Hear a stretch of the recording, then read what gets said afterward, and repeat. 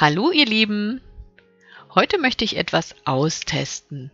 Auf diesem Blatt Aquarellpapier möchte ich mit verschiedenen Rot-Gelb-Tönen eine abstrakte Komposition testen, die ich später auf einer großen Leinwand durchführen möchte. Das Papier habe ich schon mit Acrylbinder grundiert. Dieser ist getrocknet. Und als erste Schicht möchte ich einfach eine Farbe auftragen. Viele fragen mich, warum machst du das? Wenn man hinterher im Bild nachher nichts mehr von dieser Grundierung sieht. Einmal hilft mir die Grundierung, die Farben besser aufeinander abzustimmen. Und zum Zweiten habe ich, wenn ich jetzt noch eine Technik dazu anwende, so ein bisschen Lockerheit beim Malen. Es ist einfach, um die Angst vor dem weißen Blatt zu verlieren.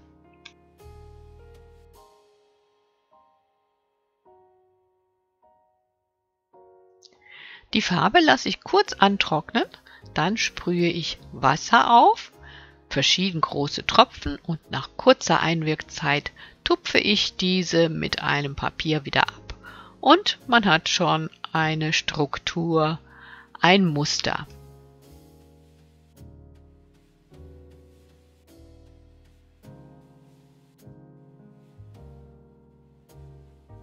Anschließend gut trocknen.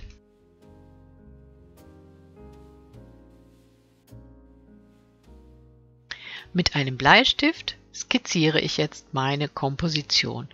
Und ich versuche möglichst locker zu beginnen.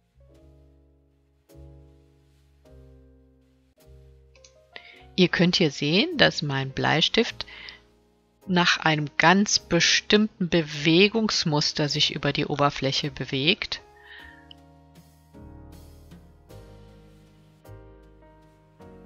So entstehen größere und kleinere Flächen. Mal sehen, welche der Flächen ich dann einzeln ausmale und welche ich zusammenfasse.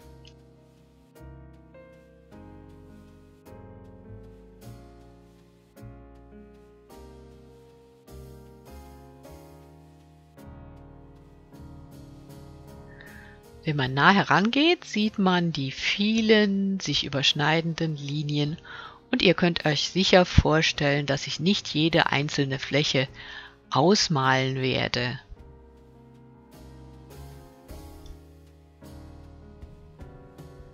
Meine Farben für dieses Bild sind rosa, Zinnoberrot, ein helles Gelb, das Orange aus dem Hintergrund, Weiß und später auch ein wenig Braun.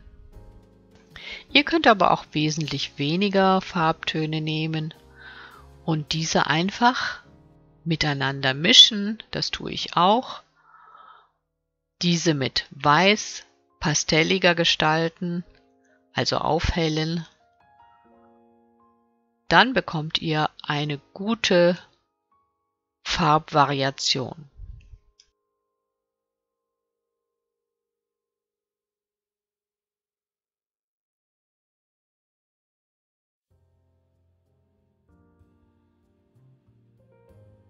Hier seht ihr, das Rot hebt sich deutlich hervor. Es ist dunkler als der Hintergrund.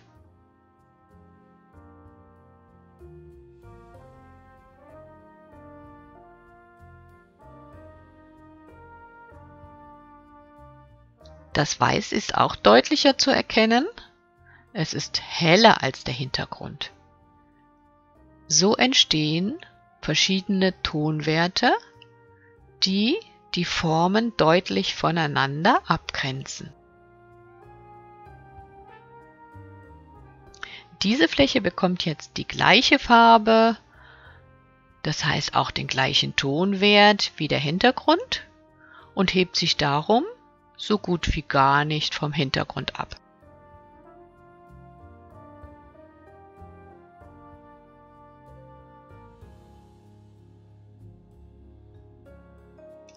Dieser erste Farbauftrag für die Flächen ist ein Entwurf Und erst beim zweiten Farbauftrag werde ich mich für die endgültige Farbe entscheiden.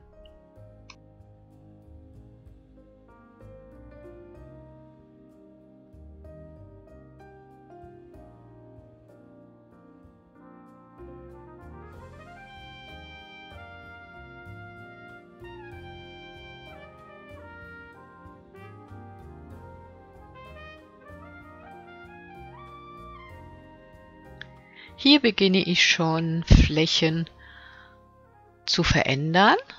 Ich achte auf die Nachbarfarben. Hebt sich die Fläche deutlich von den Nachbarfarben ab, muss ich sie heller machen oder dunkler machen. Ich schaue immer wieder aus der Ferne auf das ganze Bild und überlege, ob die Farbgebung okay ist.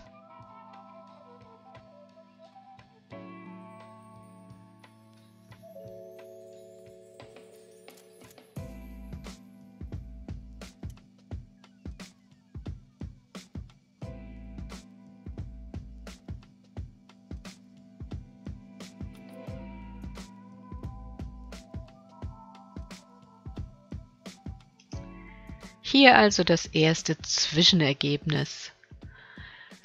Mir ist die Farbe hier für mein Projekt zu kräftig, zu kontrastreich. Ich werde viele Flächen noch einmal mit etwas mehr Weiß als Zugabe zu den Farben heller gestalten und dem Bild eine pastellartige Note verpassen.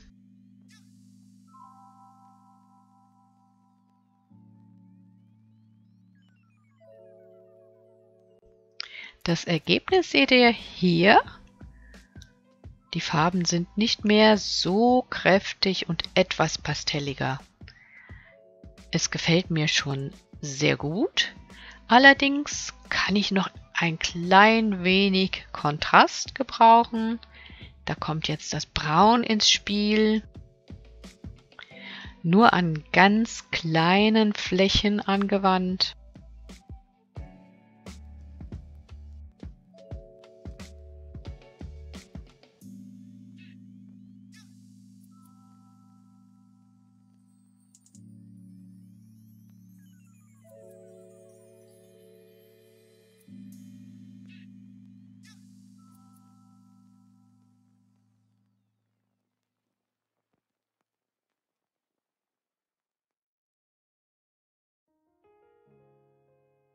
Es ist sehr harmonisch, aber mir fehlt etwas Tiefe und etwas Pep.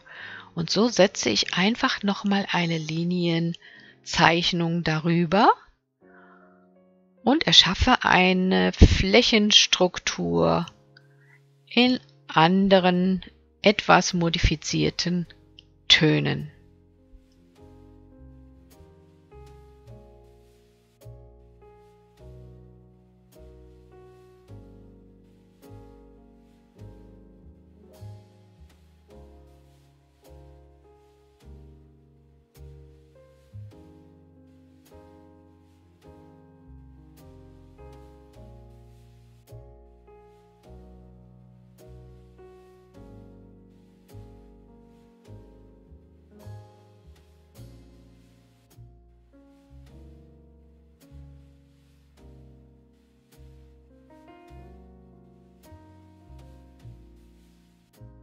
Zum Mischen verwende ich jetzt etwas Ultramarin und Gelb und mische mir kühle Grüntöne, die hier ganz gut passen.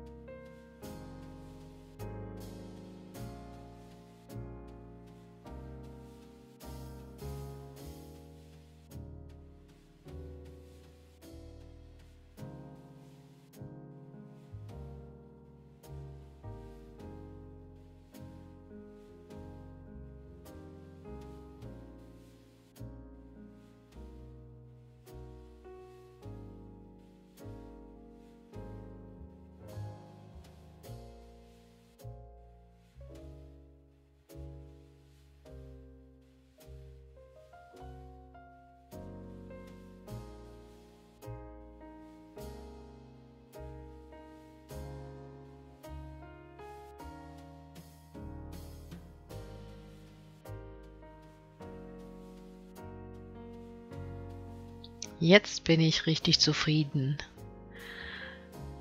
Das Experiment ist gelungen und ich kann etwas Ähnliches nun auf meinem großen Keilrahmen beginnen. Ich habe etwas Sicherheit gewonnen und viele Erfahrungen, die ich dann in das große Bild einfließen lasse.